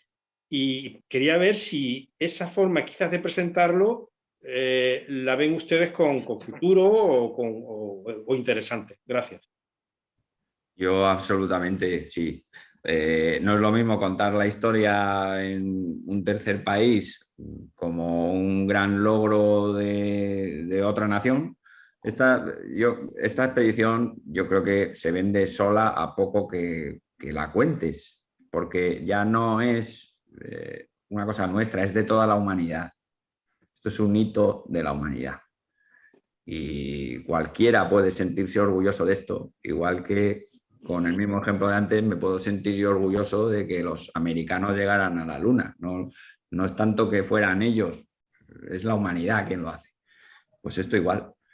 Pero es que además este crisol de nacionalidades o de territorios de procedencia de la tripulación permite que nos focalicemos en estas personas cuando queramos contar el viaje, nos facilita contar el viaje y acercarlo al público de esos lugares de una manera mucho más directa, ¿no? Es evidente que esas personas, esos extranjeros, bueno, muchos de ellos en realidad provenían de fuera, pero servían al mismo rey, eran súbditos del mismo Carlos, de modo que en ese sentido lo que serían extranjeros propiamente dicho ya se reduce bastante el número, aún así también lo sabía. ¿Y por qué estaban aquí? Evidentemente porque había trabajo y había aventura y había posibilidades de ir a mejor, de progresar en la vida, sin más. Y sobre todo si tenías un oficio dedicado al mar, pues aquí encontrabas ocasiones en las que enrolarte, en las que podías volver habiendo hecho un buen dinero y eso favorecía. De hecho, luego, por otro lado, había muchos genoveses, muchos griegos. Eso ya es otro tema aparte, diferente a las personas que venían a lo mejor de Irlanda o de Alemania, ¿no? Italianos y griegos se veían empujados hacia aquí por la expansión del Imperio Otomano, que estaba bloqueando sus tradicionales puertos de comercio. Los griegos es que se habían quedado sin Rodas pocos años antes. Anda que no había marinos griegos de por allí. Tuvieron que mudarse y muchos de ellos se mudaron aquí y otros muchos a Portugal y empezaron a servir en expediciones castellanas y portuguesas. En fin, que hay un gran abanico con esto de las diferentes procedencias de los tripulantes para, creo que, acercar la historia a personas de cualquier parte del mundo en realidad. Y bueno, no sé si se está haciendo bien o no, pero creo que es un filón poco aprovechado. Sí, exacto, sí, aquí creemos lo mismo y sí. Muy bien, pues muchas gracias. Gracias. Gracias a ti, Sergio. Siempre es un placer tenerte con nosotros y escuchar tus preguntas y tus intervenciones. Voy a ahondar un poco más en lo que ha dicho Tomás, con su permiso, y para aclarar una cosa. Es que es importante que tengamos claro que en el siglo XVI el concepto de nación no es como el de ahora. No había naciones políticas. Había territorios, había reinos, había marquesados, había condados, había... Entonces, y pertenecían a un rey. Entonces, esto que hablamos de las nacionalidades es que casi todos serían vasallos del rey o se podían naturalizar españoles. No es que no existía Francia, no existía España, no, existía la corona de tal, la corona de cual, y eso es muy importante porque media Italia pertenecía al emperador, a Carlos, media Europa, tenía territorios por todo el mundo. Entonces, normal que muchísima gente dijera, no, yo me voy con este rey, me hago vasallo suyo y puedo viajar, puedo navegar, puedo conseguir fortuna, en fin. Era un comentario, yo creo que Tomás está de acuerdo conmigo, ¿no? Y Elisa, que es que era así, que es que el concepto de nacionalidad ha cambiado, de nación, de todo este... Todo lo que llamamos ahora... de fidelidades. Efectivamente. Magallanes no es que deje de ser portugués, es que deja de ser fiel al rey portugués y pasa a ser fiel al rey castellano. Y en eso consistía, el concepto actual de nacionalidad era así en el siglo XVI, no era otra cosa. De hecho, fijaros en los mismos tercios, el ejército invencible que teníamos españoles, pues es que había balones, había no sé qué, había de todo, eran todas las nacionalidades, claro. Hacían sus tercios, sus grupos y ya estaba, ¿no? Bueno, una simple aclaración. Nuestro compañero... Lola, Carlos Medina, se me fue el nombre, perdón. Sí, lo que pasa es que me escribe ahora mismo Carlos y me dice, hagamos nosotros, porque él no puede hablar. Muy bien, pues haz tú la pregunta, Lola, si te la ha pasado. Aquí hay dos compañeros, uno que está diciendo que quiere comentar sobre la película, quiere hablar. Y bueno, y Carlos nos dice que de la serie Sin Límites, ¿qué 3 cosas cambiaréis vosotros? El guión. Eso he puesto yo. Eso le he contestado yo. El vestuario también. No, bueno, yo, mirad, de la serie Sin Límites, los primeros 10 minutos estuvieron a punto de hacerme no seguir viendo. O sea, cuando ese truán que era el Cano, ese granuja, tal, no sé qué, digo, madre mía, esto no puedo soportarlo. Me agarré un cabreo impresionante. Duró los 2 primeros capítulos. Ya vi de qué iba la cosa y el rigor histórico es absolutamente cero, es una cosa ficcionada. Se han recreado, inspirado en la historia muy vagamente, pero o sea, tú no aprendes la historia de la expedición viendo esa serie, es otra cosa, ¿no? Pero bueno, al final, cuando terminé de ver los 6 capítulos, sí me gustaron 2 cosas.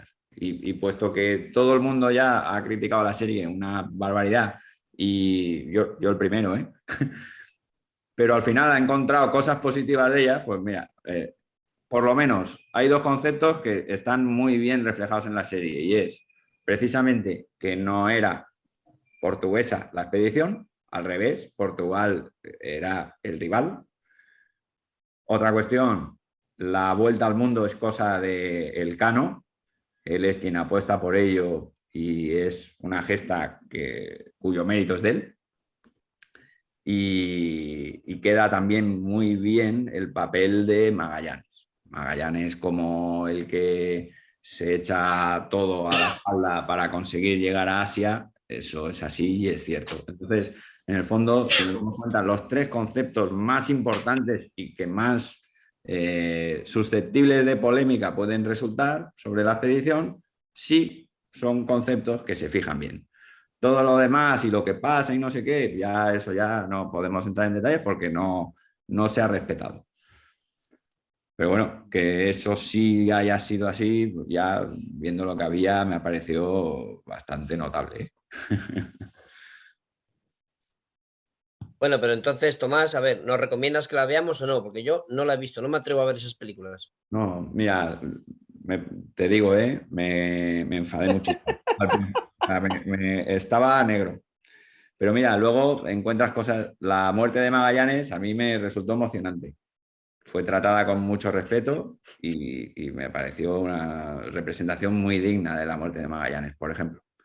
Luego el regreso del Cano, ver la nao Victoria dando pantocazos ahí en mitad del temporal en el Índico, eso es un espectáculo, hay que verlo. Es decir, sí, verla. Bueno, pues seguiremos tu consejo. Oye, por cierto, ¿qué cuentan las crónicas, Elisa o tú, cualquiera de los dos? ¿Cómo fue la entrada de la nao Victoria en Sanlúcar? ¿Hay referencias importantes, fidedignas de cómo entró el pueblo, cómo llegaron, cómo se sabían las noticias? En fin, no sé, comentad algo de este tema para los que no lo saben. A ver, eso lo tiene muy bien Tomás, hombre. Vamos a aprovechar que está Tomás, ahí me tenéis todas las semanas. Entró remolcada, la nao entró remolcada. A ver, Tomás. Sí. Fue auxiliada en Sanlúcar primero por el práctico del puerto, también por un marinero que tenía allí su barco y también les prestó ayuda, y a continuación se la remolcó hacia arriba. De la casa de contratación inmediatamente compraron un barco con, no me acuerdo el número de remos que tenía, es decir, una embarcación para remar y remolcarla bastante grande, y la remolcaron hasta Sevilla. Así fue. Y cenaron por el camino. Bueno, eso, y consta lo que le compraron, la casa de contratación, no me acuerdo, media vaca, melones, muchos melones. Sí. Elisa, no, pero... tengo que hacerte una pregunta y esta me la tienes que contestar tú. A ver. Vamos a hablar de un... Sabes que ahora mismo estoy en Santander también, ahí cerquita de tu casa. ¿Quién fue Juan de Santander? ¿Te cuento? Pues mira, en teoría, hasta hace muy poco, hasta hace 6 o 7 años, o 8 como mucho, hasta el 14, lo que figuraba en el mosaico de Barrameda del siglo pasado, de hace 60 años, el grumete que volvió con el Cano. Y gracias a la ayuda de todos, porque no lo he hecho yo solo, me ayudó Tomás, me dio una pista, Gabriel, uno de los que nos estará hoy en pantalla desde Argentina y otros desde Chile, me pusieron me mandaron unos enlaces muy buenos. Gracias a eso he encontrado que Juan de Santander era un grumete, pero no era un chaval. Que Juan de Santander ya había estado en el Caribe una vez, por lo menos, en una flota de indias, quizá 2. En la primera, cuando el emperador, el rey entonces, le dice a Cristóbal de Haro que no, que la corona paga esa expedición con los 6.000 ducados que me han venido de las Islas Fernandinas, 3.000 vinieron en la flota de indias, en el barco en el que volvió Juan de Santander. Mira tú qué casualidad. Documentado, era la nao de Pero González Nájera, que era donde él navegaba, de Chiripa. Él no tenía ninguna personalidad, pero ese trajo 3.000 ducados para el emperador, ese barco. Y después, gracias a Tomás, que estaba mosca, que cuál de los dos Juan de Santander iba en la expedición de Caboto, descubrí que había sido contramaestre en la Santa María del Espinar de Caboto, que había estado en la expedición de Caboto, que había vuelto, y después, bueno, mientras tanto yo había encontrado lo que había hecho posteriormente, pero tenía un lapsus muy grande. Entonces, primero, no era un chaval, era grumete. A lo mejor porque no tenía suficientes conocimientos para ser marinero o porque no había plaza. Lo que no hubiera plaza me mosquea, no me encaja porque les costó encontrar personal, luego sí habría plazas. Pero tenía 20 y pico años. Y yo le tengo más o menos hasta los 50 y tantos. Ese fue Juan de Santander. Ni me consta que se bautizara en la iglesia de Cueto, que seguramente que sí. Ni me consta que volviera jamás por el norte. Es más, yo sospecho que es que toda la familia emigró, porque no queda ni rastro de ella en ningún lado, en Cantabria. Aparece en 1600 y mucho ya otro de Bo, como se apellidaba su padre, que vete a saber qué tiene que ver con él, porque cuando él se marchó no había apellidos. O sea, ¿qué se fue Juan de Santander? Esos son 8 años de patear archivos, porque yo el internet lo manejo muy mal. Eso es. Debemos decir a todos los que escuchen este vídeo con posterioridad o este audio que tanto Elisa como Tomás lo que realizan es una investigación pero exhaustiva, tremenda. O sea, es un trabajo de laboratorio. Tomás, estabas contando antes, respondiendo a Sergio Pavón, simplemente cómo corregías las rutas.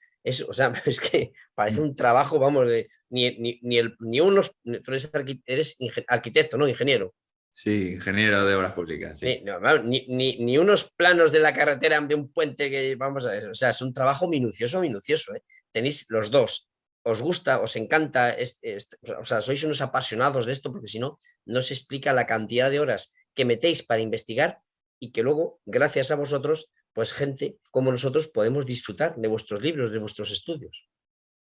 Perdona un momento, pero yo tengo una ventaja sobre Tomás, una sola, que tengo tiempo. Él lo saca no sé de dónde. Yo tengo el lujo de tener mucho tiempo. Tomás no sé de dónde lo saca. Tomás me gana en todo lo demás, ojo, ¿eh? Pero yo tengo la ventaja del tiempo, que no es ninguna bobada tenerlo, ¿eh? No es ninguna tontería. Sí, sí, yo te Puedo envidio. ir al archivo que quiera. Por cierto, tengo que deciros que aparte del archivo, a todos los que investiguéis, que aparte del archivo de Indias, que ya lo sabemos, en la Icolombina, en la institución colombina de Sevilla, hay una documentación de morirse. Yo lo descubrí por chiripa y cada vez que voy a Sevilla voy a visitarles, ¿eh? Lo digo como una pista que os regalo. Una pregunta que os voy a hacer como documentalistas o investigadores. Vosotros os habéis movido muchas veces por muchos archivos. ¿Cuánto queda por descubrir? Uf, kilómetros de legajos. Sí. Voy a repetir una frase que me dijeron, no ahora, justo antes de la pandemia, hace 3 años. En marzo del 19 estaba yo en Sevilla y don Manuel Rabina, que en ese momento era todavía director del Archivo de Indias, que a continuación se jubiló, nos quedamos en la misma residencia, en la residencia de investigadores hispanoamericanos. Él vivía allí y yo estaba de pasada. Y hablando de legajos y de lo que faltaba, me dijo, usted es de Santander, ¿verdad? Digo, sí. Pues quedan legajos como de Santander a Reynosa, unos 70 kilómetros sin mirar. Lo dijo el director de la AGI, no sé cuánto habrán mirado en 3 años, pero eso es lo que él me contestó. Si os da una idea, eso es lo que os puedo decir. Es increíble lo que hay por ahí. Mira, si ya solo yo con lo que mejor me he podido mover, desde luego, es con la información digitalizada de archivos, ¿vale? Ir a archivos, o sea, Elisa lo sabe bien, no tengo tiempo para ir a los archivos, me cojo vacaciones a propósito para ir a los archivos y no puedo andar siempre en archivos. Entonces, el hecho de que haya información digitalizada creo que es lo que permite democratizar el estudio de la historia. O sea, que todos tengamos en el móvil o en el ordenador, haciendo cualquier cosa, al alcance la información verdadera del documento que te cuente de primera persona un hecho histórico, eso es el gran cambio que ya viene para quedarse. Y ese es un esfuerzo que se está haciendo desde las instituciones que llevan los archivos, pero que es ímprobo y necesita de inversión. Y hay proyectos que se quedan parados en el tiempo porque se dedica dinero a lo mejor a escanear la documentación, pero luego eso hay que organizarlo, clasificarlo, ponerlo en internet, colgarlo, tener servidores, todo eso cuesta dinero. Y eso es un esfuerzo que todo lo que se invierta en ello creo que es bien aprovechado. Y desde luego eso es lo que va a haber ya en adelante. Ya lo hay, pero mucho más tiene que haber todavía, con ingente cantidad de documentos que no están todavía digitalizados. Porque tú vas al archivo, pides el legajo no sé qué, te traen un tomo así de gordo y empiezas a ver que la descripción con la que consta eso en el archivo es demasiado vaga para eso, ¿no? Claro. Y empiezas a ver documentación referente a otras cosas o papeles que directamente están traspapelados y no se archivaron en su momento en donde correspondía y están ahí, que no tiene nada que ver y resulta que es algo relevante sobre otra cuestión. Eso, salvo que haya un investigador que llegue al archivo, pida el documento, se dé cuenta, se lo lea, es difícil ir sacando esas cosas. Necesitan de mucho tiempo para que eso se vaya filtrando. Y bueno, ha habido mucho, evidentemente, de aquí hasta ahora, pero todavía falta mucho para que eso siga depurándose. Y el hecho de digitalizarlo no sé, hay mucho digitalizado, pero yo ahí desde luego sí que impulsaría todo lo que pudiera, que las diferentes instituciones pusieran empeño en ello. La verdad es que creo que es algo fundamental. Antes habéis nombrado a un compañero y amigo también de esta casa, a Jesús Balbuena, que está aquí presente en la sala. Yo no sé, le invito si quiere formalmente que haga una pregunta o comente algo con vosotros. Jesús, buenas noches. Si te apetece decir algo y comentar a estos monstruos que tenemos aquí hoy en la sala, comentarles algo. Abre el micrófono, que puedes. Ahora. Nada, estoy escuchando nada más. Muy buenas, Jesús. ¿Qué tal, Tomás? Hola, Jesús. Hola, Elisa. Jesús. ¿Qué Hola. tal? Nada, escuchándoos muy atentamente y deseando leer el libro nuevo de Tomás. Muchas gracias, hombre, sí. En septiembre saldrá. Vamos a ver qué tal. Bueno, Enhorabuena, Tomás. muchas gracias. Y Elisa también, Igual que Frida. El suyo de Juan de Santander ya ha visto, por lo menos ya ha visto mi casa, el de Elisa. Oye, pero te le he mandado yo creo que el viernes pasado o el lunes, uno de los 2 días, ¿eh? Sí. La cosa es lenta. Oye, yo quería contaros una cosita de archivos. En un momento dado, aquí, en Cantabria, andaba yo con un legajo de una parroquia que no se había abierto nunca. Os digo que no se había abierto nunca, desde que la dieron los lacitos esos que llevan.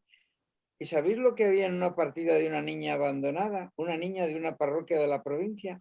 Una camisita, la camisita que llevaba puesta la niña el día que la encontraron en la iglesia, la metió el párroco con su bautización, una niña que apareció en la puerta de él, y la camisita que llevaba puesta. Para mí, para que la pudieran identificar más adelante. Fijaros qué bonito. Es solamente de 1800 y pico, no es más atrás, ¿eh? Una camisita de una telita fina, vieja. Bueno, como que alguien se la habría regalado a la madre o así. Fijaros qué bonito. Dentro del legajo, ¿eh? Así arrugadita, amarilla. Interesante. Qué bonito. Qué interesante. Y bueno, también habían aquí varias preguntas. Araceli, por ejemplo, dice: yo no comento sobre la última serie española porque no la quiero ver. Ya me imagino de qué va. Puro morbo. Es lo que, o sea, comentarios hay varios por las redes. También Wellington nos dice que la expedición fue organizada y financiada por Carlos I de España. Entonces, todos los méritos, todos los éxitos de esa expedición son únicamente del rey. O sea, voy leyendo lo que han escrito y bueno, ya está. Alberto, te vuelvo a devolver la palabra. Muchas gracias, Lola. Pues voy a dar paso ahora a nuestro compañero Alberto Vicioso, el alma mater de los vídeos que colgamos ahora en YouTube y de nuestro canal de iVoox. Alberto, pues nada, si quieres, abre tu micrófono y haz la pregunta a Elisa o a Tomás. Buenas noches. Hola, ¿qué tal? Buenas noches. Antes de nada, muchas gracias por la charla, a los dos, a ambos. Yo quería hacer una pregunta indistintamente, a ver quién me la puede contestar, porque yo leí hace ya cierto tiempo un libro, creo que era de José Luis Comellas, sobre la vuelta al mundo, y hablaba de que cuando en el viaje desde Cabo Verde se desviaron hacia las Islas Azores, incluso llegaron a la nao Victoria a bordear la zona de Galicia, pero no he vuelto a leer ninguna referencia al respecto y en todos los sitios donde veo lo que es la ruta de retorno va directamente desde Cabo Verde a Sanlúcar de Barrameda. Entonces, me gustaría saber qué hay de cierto en esto, en ese desvío hacia las Islas Azores, incluso bordeando, llegando casi hasta la costa de Galicia. ¿Hay algo de cierto en esto o no sé? Porque es que ya le digo que es la única referencia que he oído al respecto. O que he leído, vaya. Sí. No, bueno, sí, en el mapa este de la web de Ruta Elcano verás que también así lo reproduzco, lo muestro, y es que eso es José Luis Comellas, que era un hombre sabio, falleció el año pasado, a principios de este año, desgraciadamente.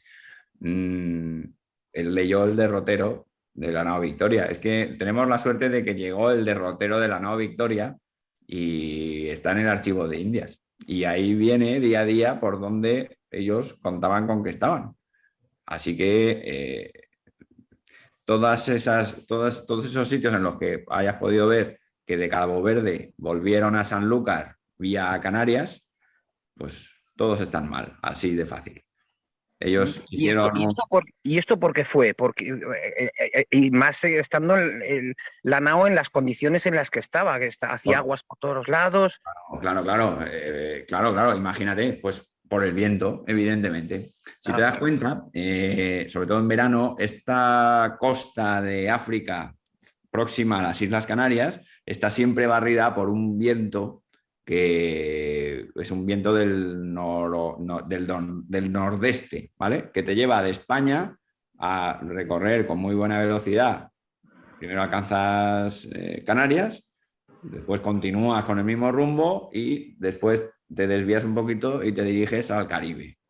Esos son los famosos alisios del Atlántico que usaban las flotas de Indias para navegar con mucha comodidad hasta América. Bien, pues el Cano cuando está en Cabo Verde sabe que ese viento lo va a tener contrario ahora para su navegación a España. Y entonces esto es una técnica, lo que siguió el Cano fue una técnica que ya habían descubierto los portugueses, que se llama la volta de Guinea, y era para volver desde allí, lo que hacían era abrirse hasta mitad del océano Atlántico, buscaban el anticiclón de las Azores, famoso, que hay en verano, sobre el archipiélago de las Azores, lo buscaban por el norte, lo rodeaban y desde el norte del anticiclón, que te plantas a la altura de Galicia, desde ahí ya sí te nacen vientos favorables para dirigirte a España. Es decir, es un rodeo al que los vientos te obligan si vas a vela y quieres hacer esa vuelta. Con lo cual, para el Cano, imagínate, pues desesperante estar en Cabo Verde, que en línea recta tendrías una distancia mucho menor, y no, tuvo por los vientos que dar un enorme rodeo. Ya. Bueno, y otra cosa que quería comentar es, bueno, yo la serie esta de Sin Límites no la he visto. La verdad es que me he animado a verla después del comentario que se ha hecho, Tomás. Gracias por la recomendación. Lo que sí que me gustó, yo no sé si, supongo que sí conoceréis una serie que hizo Televisión Española para Movistar Plus hace unos años, que se llamaba Conquistadores Adventum. Y precisamente en la parte destinada a lo que es la circunnavegación, yo creo que está bastante bien desarrollada y creo que es bastante, o sea, todo lo que he leído con respecto a la circunnavegación se adapta bastante bien a cómo fue. Ya te digo que no he visto esta serie nueva, pero esa parte que eran 1,5 capítulos o 2 capítulos de Conquistadores Adventum, la parte de Magallanes Elcano estaba bastante bien, es bastante mal. Lo único es que a Elcano lo ponían como, no sé, yo creo que tendría unos 60 años y evidentemente era mucho más joven, pero el actor que lo interpretaba era viejo, era muy viejo. Me sorprendió eso, pero por lo demás está bastante bien. La recomiendo esa serie. Tiene bastantes trazas neurolegendarias, pero esta parte en concreto de la vuelta al mundo está bastante bien.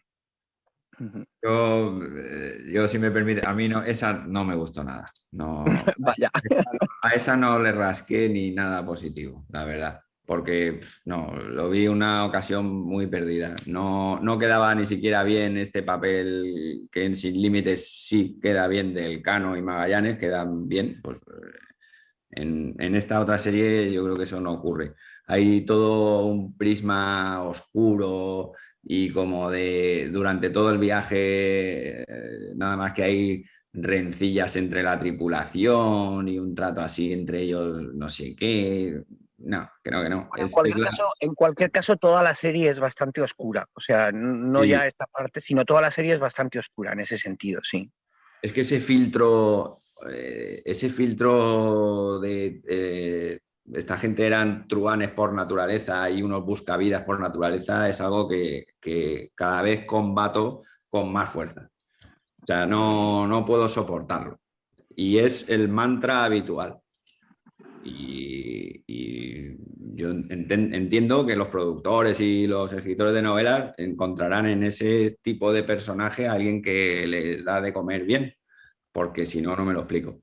Uno se coge las fuentes históricas y no te digo que no pueda haber esos truanes, pero por Dios, estamos hablando de personas de primerísimo nivel, las que iban embarcadas en estos viajes y las que se ocupaban de la organización, de su logística, de la construcción. De todo eso no habla jamás nadie.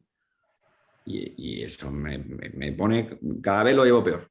O sea, es verdad, tú te pones a hablar del Cano todo el mundo más o menos lo conoce y puede tener una opinión mejor o peor formada, pero bueno, sabes lo que hizo y oye, pues, ¿cómo sería? Pues bueno, cada uno en función de la información que tenga llegará a verlo de una manera, ¿no? Pero hay personas que van con él, pues yo qué sé, Andrés de San Martín, piloto mayor de la casa de contratación, hombre de ciencia, hombre que sabía astronomía, matemáticas, cosmógrafo, hacía las tablas de declinación de la casa de contratación, examinaba a los pilotos antes de que se pudieran echar a la mar. El Cano, cuando se muere años después de haberlo visto por última vez en Filipinas, le lega un libro y unos paños por si alguien encuentra alguno se topare a su amigo. ¿Por qué alguien puede hacer un perfil como de un truán de esa persona? Es algo absolutamente gratuito. Bueno, pues como con Andrés de San Martín, en esta expedición había 5 o 6 pilotos, igual que él, por ejemplo. Y no sé, que nunca se ofrezca esa visión de estas personas es algo que cada vez llevo peor, cuando sobre todo es para ofrecer un perfil aburridísimo de ese truán que se embarca ahí, pues no sabemos ni por qué. Bueno, pues en cualquier caso, muchas gracias por las respuestas. Gracias a ti, hombre. Gracias a ti, Alberto. Ahondando en esto que decís ahora, Tomás, es que tenemos en España una academia de la historia, que se supone que es el máximo organismo en España, ¿no? Pues que podría un poco hacer de juez y parte de este tipo de cuestiones. Y si no, recalcar una y otra vez que todas las películas que se hacen, por desgracia, pues bueno, son ficción y eso, y hay unos personajes que se modifican completamente, por lo que habéis dicho, pues bueno, es que no se avisa, la gente cree que viendo estas películas están estudiando historia, y no están estudiando historia, están estudiando o sea, es que no son ni costumbristas, porque yo que sé, desenfocan completamente la realidad de la época, y en fin, es que no se explica que la Academia de la Historia no ponga cartas en el asunto. Y mira lo que ha pasado hace poco incluso con el Ministerio de Defensa, con esos cómics, y que al final los han quitado, no sé. Es inaudito esto que pasa en España. No. Oye, y simplemente ahí está Jesús, que haga un juicio sobre la película de los últimos de Filipinas. ¿Cómo fue aquello con un cura, con uno de los frailes drogatas, solo, se llama y drogata? Mira tu ejemplo más bueno, ¿no? El que no era drogadicto era ladrón, el que no sé qué, sí, lo comentó precisamente Jesús, lo hemos comentado en una de las charlas que nos ha dado. Bueno, tiene levantada la mano Saúl Martínez, así que le voy a dar paso. Saúl, si quieres, abre tu micrófono, y luego me está también pidiendo paso Ángel, nuestro presi. Ahora te doy paso, Ángel. Vamos a ver si Saúl conecta, y si no, hablas tú. Saúl. Pues nada, Saúl se ha quedado ahí esperando. ¿Me escuchan ahí? Ah, sí, adelante, Saúl. Dinos, por favor, ¿desde dónde nos llamas? Estoy llamando aquí cerca de la Ciudad de México, voy saliendo de mi trabajo justamente, y la pregunta que tengo es la siguiente. Ya con la tecnología que tenemos actualmente, y yo no he hecho el ejercicio de buscar en el Google Maps o algo así, las Molucas, ¿de qué lado quedan? ¿Ya se averiguó o se descubrió de qué lado exactamente quedan las Molucas, del lado español o del lado portugués? Esa sería una pregunta que tendría. La otra pregunta que tendría es, ¿cuánto equivale en euros actuales vamos a decir, el premio que le dieron al Cano cuando regresó a España? ¿Hay una valoración de cuánto en dinero sería de esa parte? Y la última pregunta que tengo es, bueno, ya se me olvidó la tercera pregunta, pero con esas dos tengo para los ponentes. De lo de las Molucas hemos estado hablando, y efectivamente acabaron vendiéndolas el rey, los derechos a las Molucas, pero a Portugal, pero en realidad caían en la demarcación portuguesa. En estas casi 2 horas que llevamos, hemos estado hablando de ello. En cuanto a lo de cobro el canon, yo soy incapaz de hacer el cálculo. Tomás, quizá lo tengas tú, yo no tengo ni idea. No. Traducir eso a euros es impensable. De hecho, creo que no existe, no hay manera de resolver eso, ¿no? No. Lo que pasa, la única forma de hacernos una idea, una aproximación, es fijarnos en el sueldo mensual que percibía la gente en estos viajes. Y eso nos permite hacernos, pues bueno, una aproximación.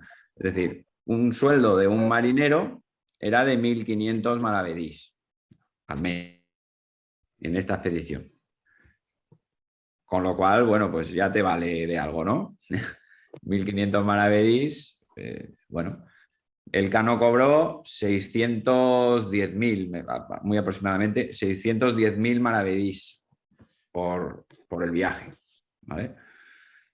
Entonces, bueno, eran muchos sueldos mensuales de un marinero. El Cano se hizo rico en este viaje.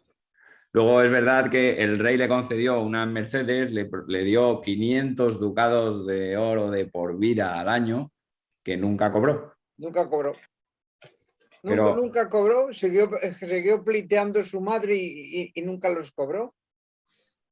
Pero bueno, con esos 600 y pico mil maravedís, que sí cobró, ya solo con eso, desde luego, su nivel de vida ya pasó a ser muy alto. Bueno, pero consiguió un escudo de armas en el que ponía Primus Circundedistimi, ¿no? Sí. ¿Estás ahora por ahí? ¿Ya tienes cobertura? Sí, Alberto, ¿me escuchas? Sí, adelante. Gracias. Bueno, la pregunta es, ¿qué era más rentable? ¿La ruta de las especias portuguesas o la española? En términos económicos estamos hablando. Y luego, durante la época en la que Portugal perteneció a España, se siguieron haciendo las 2 rutas, se utilizó solamente la de Portugal. ¿Qué pasó en ese periodo de la historia compartida con Portugal, de la que prácticamente no sabemos nada? Bueno, digo yo, la ruta buena era la portuguesa, que fue la que sí generó grandísimos ingresos. La ruta castellana, no, ya, puesto que llegó ya el Tratado de Zaragoza y las 4 expediciones que se habían enviado allí, la única nave que había vuelto cargada de especias fue la primera, la Carlanao Victoria, pues fue un desastre en lo económico, ¿no? Ahora bien, el rey se embolsó los 350.000 ducados del Tratado de Zaragoza, que eso fue una inyección de liquidez para él muy buena en un mal momento. Eso fue un rendimiento de las Islas de las Especias y hay que considerarlo como tal. Pero vamos, eran los portugueses los que tenían fácil. Es que el recorrido de Portugal, teniendo además bases logísticas a lo largo de la costa para los navíos, pues convertía el viaje en muy cómodo, porque no había que darse grandísimas travesías. Era cuestión de hacer pequeños viajes cortos de factoría en factoría. Así que estaba muy bien organizado. Y luego, cuando ya Felipe II integró ambas coronas, fue cuando Legazpi ya llega a un poco después de esto, ¿no? Fue cuando Filipinas no es un problema para Portugal. Eso fue lo que favoreció, porque Filipinas, cuando Felipe II ordena que se vaya allí a las Filipinas, por parte de Legazpi, está incumpliendo el Tratado de Zaragoza, que es que además se lo advierte Andrés de Urdaneta al rey. Cuidado con lo que hace, porque esto viola el Tratado de Zaragoza, si vamos a Filipinas. Entonces, ¿qué pasó? Pues que evidentemente no había nadie ya que discutiera, pues porque era el mismo rey, Felipe II, el que estaba en Filipinas y estaba donde él quería y ya está. Y eso permitió unos largos años en los que España se estableció sin discusión en Filipinas. Y fue una próspera provincia por mucho tiempo, claro. Y otra pregunta más. Perdona un momento. Al hilo de eso que ha contado Tomás, que es que cambió también, pongamos, el chip del rey, porque las especies seguían interesando, pero es que habían descubierto todas las cosas que podían traerse de China. Y entonces el galeón de Manila traía de todo, además de especies, traía de todo, sedas, bordados, muebles, medicamentos, traía de todo, o sea, que ya cambió todo. Con Felipe II ya no iban solo a las especies, ya se hizo una globalización. Urdaneta abrió la globalización verdadera, en mi opinión, en mi opinión. No sé lo que opinaréis. Muchas gracias a los dos. Lola, creo que ibas a leer una pregunta muy interesante que nos ha hecho Wellington en el chat. Y luego Paco va a compartir un vídeo y ya vamos a ir finalizando, porque hemos tenido a estos dos señores, doña Elisa y don Tomás, casi 2 horas, ya son las 12:15 hora peninsular, 1 hora menos en Canarias. Lola, si quieres hacer la última pregunta de Wellington. Sí, bueno, Wellington nos pregunta que las viudas y los hijos de los marinos fallecidos en la expedición, pregunta si recibieron algún pago al final, alguna manutención o algún beneficio, el haber perdido al padre o al marido en ese viaje. Cobraban lo mismo que si su familiar marino hubiera vuelto. Todo. El sueldo, más si traían especias a su nombre sus compañeros también, y el reparto de quintaladas de la parte proporcional de lo que traían los armadores. Lo que pasa es que se pagaba solo a quien estaba para cobrar y a quien lo reclamaba. Tampoco la casa de contratación iba a buscar al heredero. No, y además, por los días que hubiera navegado el muerto hasta que murió. O sea, que si había navegado hasta Filipinas, cobraba hasta Filipinas. Si ya había pasado el maluco, venían sus especias, pero donde había muerto, hasta ese día cobraba, los días trabajados. Qué curioso. No, es lo que yo encontré, no sé lo que dirá Tomás. Sí, total. Qué curioso. Bueno, Paco, para ir acabando, si quieres compartir ese vídeo que querías compartir y ya... Vale, vamos a ver si lo comparto. Simplemente es un vídeo sacado de la página de Tomás, de Ruta Elcano, pero como habéis preguntado antes sobre la ruta seguida, pues yo creo que es bastante ilustrativo. No sé si se ve, es un vídeo de 1 minuto solamente. No sé si se ve el movimiento de la esfera. Se ve, Paco, lo estamos viendo. Bueno, ahí van marcados también dónde fue muriendo la tripulación. Esos textos son los nombres de los tripulantes en los lugares donde iban muriendo. Tú sí que vete comentando, Tomás, si quieres lo que quieras. Sí, bueno, ahora todo este montón es la ruta S8, es lo que intentó el tornaviaje de la Trinidad, que trató de volver por el Pacífico y tuvo que volver a las Molucas. Luego aquí, fijaos, murieron en la Trinidad, murieron muchos, pero luego toda esta gran columna son los muertos en Cebú, en la tradición de Cebú. Y después hay muchos muertos a lo largo de esas islas. Después la vuelta del Elcano, hasta Sudáfrica no muere ninguno, pero ahí cerca ya del Cabo empieza a morir la gente. Navegan muy rápidamente impulsados por la corriente de Benguela hacia el Ecuador, pero aquí ya empiezan a morirse muchísimos y es cuando acude a Cabo Verde ya pidiendo ayuda desesperados y termina huyendo allí dando esa gran vuelta, la vuelta de Guinea. Bueno, pues vamos a recomendar una vez más el libro de Elisa, uno de los que ha escrito, el de Juan de Santander, de Cueto, y también el de Tomás Mazón, el Ruta Elcano, un viaje a la historia. Y por supuesto la página web que hemos estado viendo ahora, gracias a Francisco Moreno, nuestro socio y directivo, de rutaelcano.com. Y ya sin más, yo creo que vamos a despedir. Ángel, si quieres intervenir para despedir a Elisa y a Tomás y darles nuestro más sincero agradecimiento. Sí, claro, por supuesto, es un lujo contar con ellos en otra ocasión más y no va a ser la última.